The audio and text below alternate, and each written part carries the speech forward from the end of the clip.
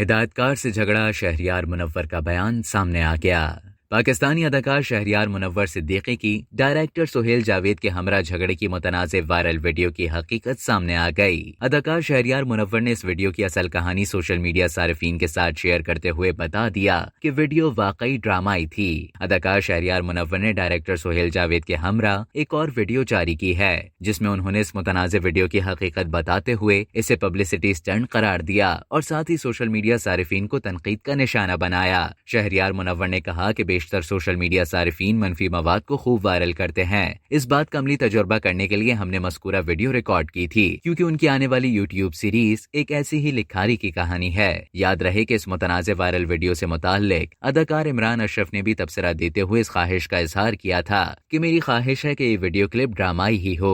Video की हकीकत सामने आ गई और अदाकार इमरान अशरफ की ख्वाहिश भी पूरी हो गई। अब तक के लिए इतना ही। मजीद इसी तरह की मालूमात हासिल करने के लिए डेली जंग के यूट्यूब चैनल को सब्सक्राइब करें और फेसबुक के पेज को लाइक करना ना भूलें।